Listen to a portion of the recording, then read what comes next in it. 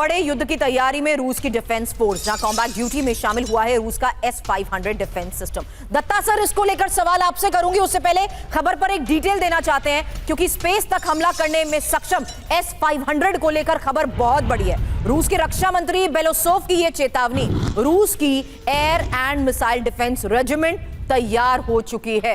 हालांकि सवाल यही होगा कि क्या वाकई अब एक्शन में है पुतिन का ये बाहुबली, क्योंकि S-400 वर्सेस S-500 ये तस्वीर और खबर पर डिटेल उस लिहाज से समझिए जहां एयरक्राफ्ट, ड्रोन और क्रूज मिसाइल S-400 के जरिए हिट हो सकती हैं और ballistic missile hypersonic guided vehicle S-500 में है। और ये इसकी रेंज देखिए, क्योंकि S-400 की रेंज 400 किलोमीटर है जबकि S-500 की 600 किलोमीटर है। इसके रिएक्शन टाइम की अगर हम बात करें तो ये कंपैरिजन इसलिए क्योंकि S-400 जो 9 से 10 सेकंड में रिएक्ट करता है, वहीं S-500 इतना अपग्रेडेड है कि ये 3 से 4 सेकंड में भी हिट कर सकता है। और ऊंचाई तक मार करने की क्षमता, जहां समझिए कि ये 30 किलोमीटर तक हिट कर सकता है और S-500 की क्षमता है स्पेस तक हिट करने की। हालांकि मिसाइल की रफ्तार जहां 17,000 किलोमीटर प्रति घंटा और इससे अधिक है S-500। अब S-500 की जहां बात हो रही है तो जंग के मैदान में पहली बार S-500, सवाल यही है कि आखिर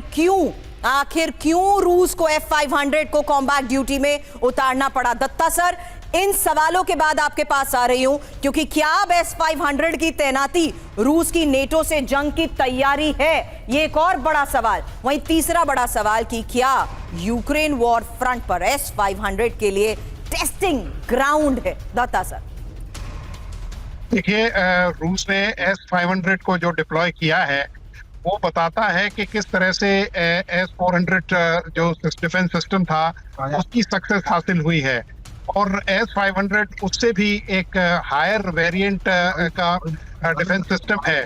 आपने खुद ही अभी बताया कि देखिए कितने रेंज उसकी 600 किलोमीटर के करीब है, 3 से 4 सेकंड का उसका रिएक्शन टाइम है। और अभी देखिए पूरे विश्व में जो रूल्स ऑफ एंगेजमेंट हैं लड़ाई के, वो बिल्कुल बदल चुके हैं।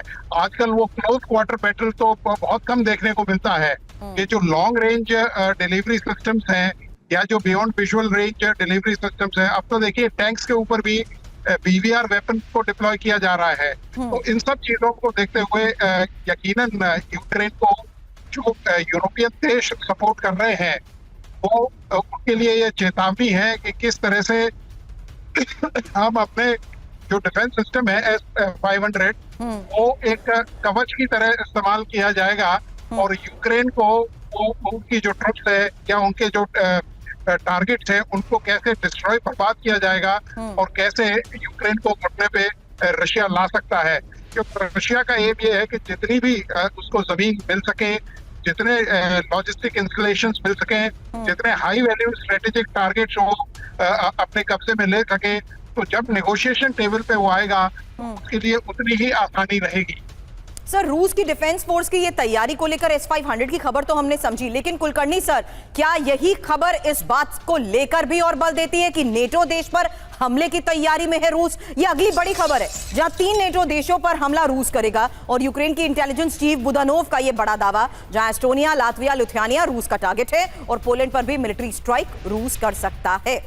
हालांकि रूस की इसी बढ़ती तैयारी और रूस और नेटो के बीच बढ़ते तनाव के साथ ये खबरें बड़ी हैं, जहां माना यह जाता है कि कैसे नेटो वर्सेस रूस का काउंटडाउन, क्योंकि यूक्रेन के इंटेलिजेंस चीफ बुदानोव ने सनसनीखेज दावा किया है 2027 में एस्टोनिया, लातविया पर हमले की तैयारी में है रूस और लिथुआनिया पर हमला रूस कर सकता है। 2030 तक पोलैंड पर भी हमला कर सकता है रूस और रूस के साम्राज्य को बढ़ाना चाहते हैं पुतिन। यही बड़ा दावा इसमें किया गया है। लेकिन इस बीच पुतिन की नेटो को बड़ी चेतावनी, एक और बड़ी खबर है, क्योंकि कैलिनिंग्राद को लेकर पुतिन की यह वार्निंग सामने आई है। कैलिनिंग्राद की नाकेबंदी के गंभीर नतीजे होंगे, यूरोप में बड़े संघर्ष को बढ़ावा न दे नेटो और कैलिनिंग्राद पर हमले के अभूतपूर्व नतीजे होंगे।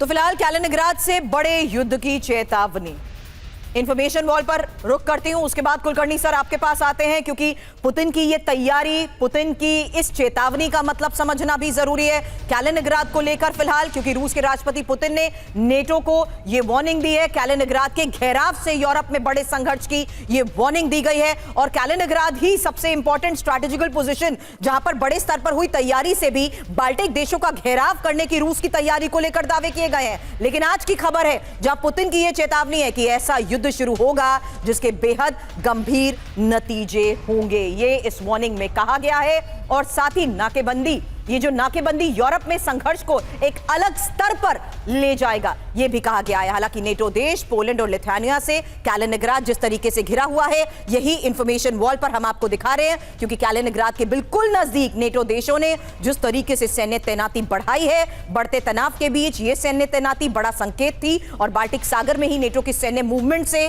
तनाव जिस तरीके से बढ़ चुका है, आज के इस हालात को कुलकर्णी सर कैसे समझा जाए, क्योंकि अब लगातार हो रही डिप्लॉयमेंट, मूवमेंट और कैलिनिंग्राद को लेकर पुतिन की ये चेतावनी और S-500 को लेकर की जा रही तैनाती, connecting the dot to understand sir, is it the time for action?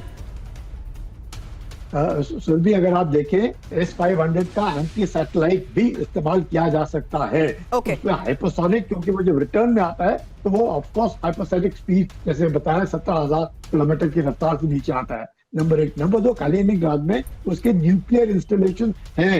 Number 3, Belarus में रूस ने 3.5 लाख अपने ट्रुप डिप्लॉय किए हैं। चौथी बड़ी बात, बार बार पुतिन कह रहे हैं कि वो इस तरीके से हमला कभी भी नहीं करेंगे नाटो के ऊपर, ना ही किसी यूरोपियन देश के ऊपर हमला करने की, ना कोई यूरोपियन देश उसको उनके ऊपर हमला करने की काबिलियत रखता है, क्योंकि नेटो का सबसे बड़ा सदस्य तो अमेरिका है, जो सब कुछ 60 से 65% तो उसी का कंट्रीब्यूशन है नेटो के अंदर। तो वो मतलब ये एक नैरेटिव बिल्ड हो रहा है। आपको लगता है एस्टोनिया, लिथुआनिया इनके ऊपर हमला करेगा? ये तो सोवियत यूनियन का एक भाग था, इसलिए बहुत छोटे छोटे देश है, ये दिल्ली के जो छोटे छोटे बिल्कुल देश है, कभी भी हमला नहीं करेगा। ये सिर्फ कहने के लिए, दिखाने के लिए कि पुतिन जो है वो एक एग्रेसर है, पुतिन जो है वो हमला मतलब वॉर मॉन्गर है। और पुतिन बार बार ये कह रहे हैं कि मैं हमला नहीं करूंगा, मैं ये लिख करके दे सकता हूँ। लेकिन एक बात है, अगर रूस के ऊपर चाहे फ्रांस हो, चाहे जर्मनी हो, चाहे यूके हो गया, कुछ हमला करते हैं तो उसका जवाब वो देंगे। अगर वो चाहे तो वो लड़ाई आज भी शुरू कर सकते हैं। तो ये तो सिर्फ वॉर मॉन्गर दिखाने की कोशिश की जा रही है पुतिन को, पर पुतिन कभी भी इस तरह का हमला नहीं करेंगे। खूब हम कह रहे हैं कि ये लड़ाई जो है इस साल के आखिर तक समाप्त होने की वो पूरी कोशिश करें, जिसके पुतिन भी उनका आभार व्यक्त कर रहे हैं। Understood sir.